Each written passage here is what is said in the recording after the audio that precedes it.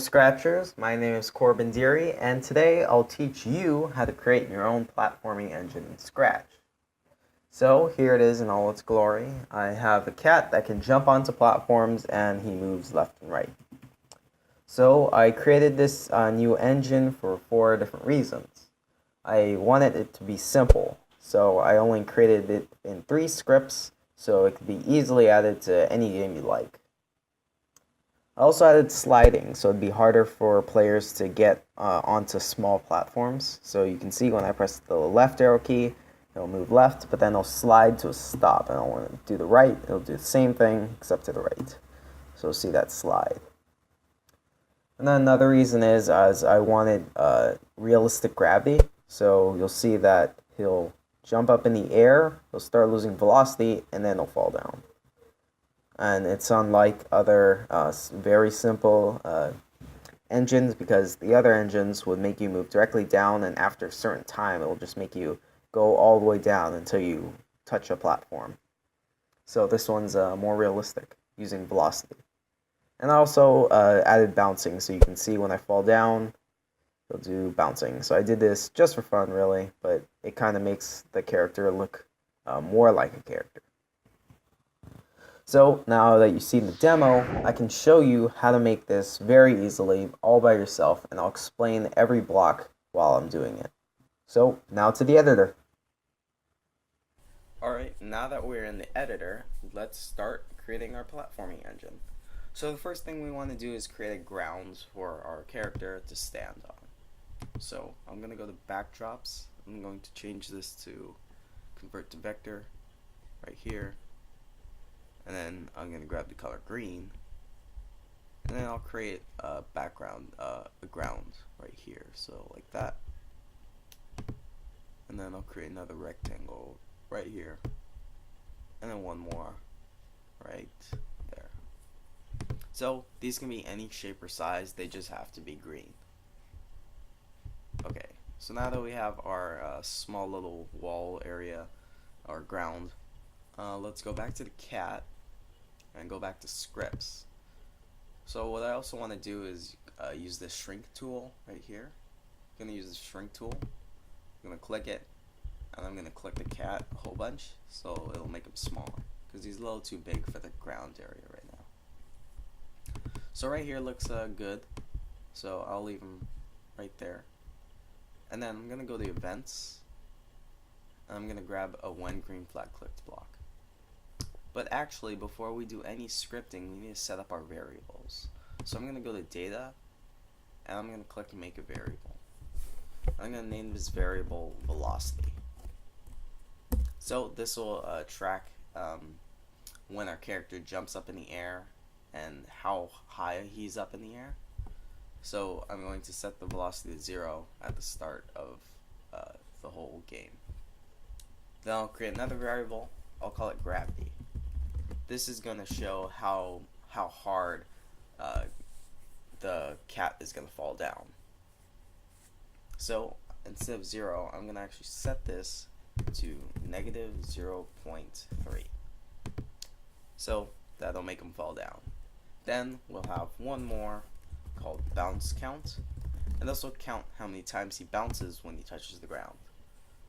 And I'll set that to 0 as well.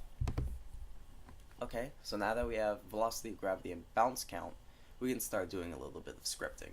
So I'm going to go to control, and then forever. I'm going to put the forever right there. And then I'm going to go to data, and I'm going to grab a change bounce count by block, and we're going to change bounce count to velocity. So instead of changing the velocity by 1, instead, I'm going to change the velocity by gravity. So I'm going to go to data, we're going to go to gravity, I'm going to put gravity right inside there. So it'll make the velocity go down by 0.3. So if I press the green flag, nothing happens, the velocity just gets to a really high number. So we need to do something with this velocity. So I'm going to go to motion so we can start making the cat move. I'm going to go to set change y by 10, I'm going to grab that, I'm going to put it here. Instead of changing the y by 10, I'm going to make it change by velocity. So I'm going to put the velocity right over the 10. So now if we do that, if we click the green flag, it'll start falling down, but it'll fall right down to the floor. So we don't really want that though. What we want is for him, if we want the cat to touch the ground and stop when he touches it. So in order to do that, we need to find a way to tell when the cat touches the ground. So a good way to do that is to go to Sensing and grab a touching color block. So what this does is tests if the color, if the cat is touching a certain color. And in this case, if we just click that little square right there, your mouse turns into this little pointer, and then I can click the color green like that, and that'll just stay as the color green. So it'll test if the cat is touching the color green. So that's what we're going to use. So we're going to go to Control, and then grab an if-else statement. And then inside that if-else statement, I'm going to grab this touching color block and put it right there. So you see it light up like that. If I drop it in, be like that. And then I can drop it into here. So instead of waiting if it touches the color green and then falling, I want to put this right here. So I'm going to grab this, put it right there. So if it's not touching the color green, then it'll fall.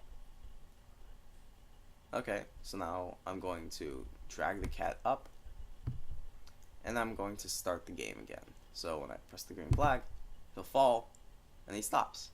Cool. So right now he's not doing any bouncing, but we can change that. So let's make him bounce now. So now what I'm going to do is I'm going to grab a if-then block. I'm going to put it inside the touching color block, and inside the touching color if block. And inside the Boolean value for this is going to be if the bounce count, so the bounce count right here.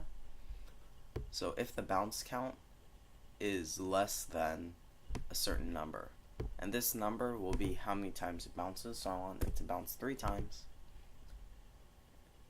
And yeah, so I want it to bounce 3 times, but after it bounces those 3 times, I want the velocity to just change to 0. So after it bounces 3 times, it stops bouncing. Okay, so now I'm actually going to duplicate this. So I'm going to right click and duplicate and put it right here. And then I'm going to go to operators and grab a multiplication block right here, and I'll put it inside this 0 right here. Then I'm going to go back to data, and I'm going to grab a velocity block, put the velocity block inside the first slot, and on the second slot I'm going to put -1. So what this will do is it'll reverse the positive of the velocity. So say the velocity is negative, it'll change the velocity to a positive number. And if the velocity is a positive number, it'll change it to a negative number. So this is so when it starts bouncing, it'll bounce down, and then it'll go up at the same speed it was falling down at. So that's what we want. And then after that, we still need the velocity to change. We still need to see the character change its velocity. So we still need to see the character move up and down. So to do that, I'm going to duplicate this change y block, and I'm going to put it right under the changing the velocity block, like that. So let's see what we have so far. I'm going to put it up there, and I'm going to drop. Let's see what he does. He bounces up in the air, but he keeps bouncing and bouncing and bouncing. So we don't really want that though. We want him to bounce only 3 times, and every time he bounces, we want the velocity to get less and less. So we want him to bounce less and less every time. So to do that, what we're going to do is we're going to change the bounce count by 1. And when we do that, when he bounces, he'll go up, he'll bounce, then it'll bounce again. When the velocity gets like that, he'll just stop. But he's still bouncing way too high. So we need his velocity to stop. We need his velocity to cut down by 5. So we need to divide his velocity by 5 every time he drops down. So I'm going to go to operators, and then I'm going to just put this divide right here just for now, and then I'm going to go to data, and I'm going to grab a set bounce count 2 block and put it right over the change bounce count by 1 block, and then I'm going to put that divide right in there. And then I'm going to change bounce count to velocity because we want to change the velocity. And then I'm going to grab a velocity block, put it right there,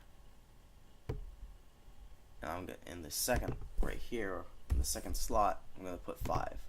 So every time it bounces, it'll divide the velocity by 5, so it'll bounce less and less every time. So let's drag the cat up here, find out what happens. So it'll drop, it'll bounce, bounce, bounce. So you see that his velocity just got divided by -5, so now he'll bounce less. So this can be a little buggy at times, but yeah, sometimes he'll just like stop, but that's only because our bounce count is still at 3. So it won't raise its bounce count, and it'll just set its velocity to 0 because its bounce count hasn't been reset yet. So if I stop it and then drag him up and then press the green flag, then it'll start bouncing. Also, if you want him to bounce a little higher, you can also set this to a higher number. So actually a lower number, I mean. So if I put this at 2 and then drag him up in the air and press the green flag, he'll bounce higher. So if you want him to bounce higher every time, you can change this to a lower number, and if you want him to bounce less, you can change it to a higher number. Okay, so that's it for our gravity script.